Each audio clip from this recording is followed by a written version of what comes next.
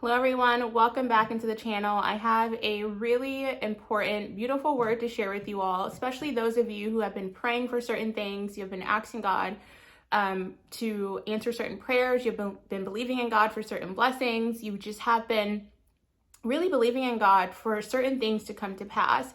And maybe this has been something that you've been believing in God for years. Maybe it's been a couple of months, maybe it's been a couple of weeks, and you just are trying to figure out, how is God going to answer your prayer? How is God going to deliver your blessing? How is it going to come to pass?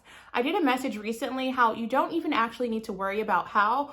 All you have to do is just put your eyes on God, be obedient, and be faithful. But I want to expand on that a little bit more on what exactly do I mean by that. What exactly do I mean by be obedient and be faithful? What I really mean is to align yourself with where God needs you to be and desires for you to be, for you to receive what it is that you're asking for. So when God sends out, when you pray for God to do something, He's heard your prayer. He knows what it is that you're asking for. And if you're in alignment with God, if you're not asking amiss, if you're asking for a desire that He's already placed in your heart, He's dispatched it already. It's already yours. It doesn't go to anyone else. It's already yours. But what you have to do is put yourself in alignment with it.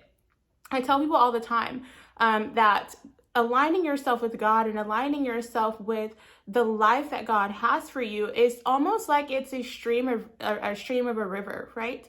When the river is going downstream, or let me rephrase that, when the river is going upstream and you get into the river and you start streaming downstream, I hope I'm saying that right, you're going against the current. You're in opposition against God. So you want to flow in the direction that God is flowing. That means you want to put yourself in the environment that God has for you in the future. You want to put yourself around the people that God has for you in the future. You want to put yourself in the right garments that God has for the future you. You want to, if you're praying to God for a certain house, you want to start going into the neighborhoods to where the houses that you're praying for, where houses look similar to where you're praying for. If you're asking God for certain things, you want to start aligning yourself with those things. If you're asking God to send you new healthy relationships, you want to start removing the people in your life that are not healthy, that are not serving you, that you can't offer them anything and they can't offer you anything. It's not healthy, it's toxic. You want to start aligning yourself with people who are aligned with, or trying to surround yourself with people who are aligned with the kind of relationships that you've been asking God for. And it doesn't mean that you have to be in a physical presence of these people. Maybe align yourself with them by listening to messages like this online, or listening to me speak to you, or getting in online communities, or going into communities and your, in your environment around where you live. You have to align yourself with God. You have to put yourself in the current of where God is flowing. So really just begin to assess your life. Are you in opposition against God with what you've been asking for? The thing that you've been praying for, begin to assess your life and ask yourself, am I truly aligning myself with what I'm asking for? Or am I going against God and expecting Him to just drop it into my lap, expecting the things that I've been praying for to just come to pass? Because there are many people who pray for things and they're not preparing for what it is that they're praying for. So there's no space for it to land. There's no room for God to send what it is that they've been asking for in their life. They're not making room for it. They're not making space for it. And so when it comes, it doesn't mean that it's not for you. It means that it's not the right time. It's going to circle back around a couple years later, right? It'll come back to you a couple years later, and maybe you'll be ready for it then. But the thing is, it's already been dispatched to you. It's not that God's not hearing you. You have to begin to make room for what it is that you're praying for. I hope that this really blessed a lot of you. I didn't want to go too long on this message. I love you all. I'm going to begin to finish drinking my tea because my throat's a little dry.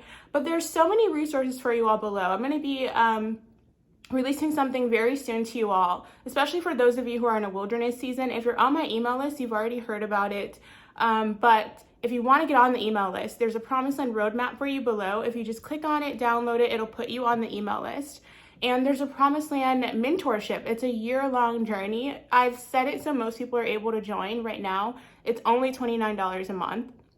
I'll give you a little secret. Those of you who download the Promised Land roadmap, it'll give you the option to join for only $17 a month. You can cancel at any time and join again. It'll put you right back where you started.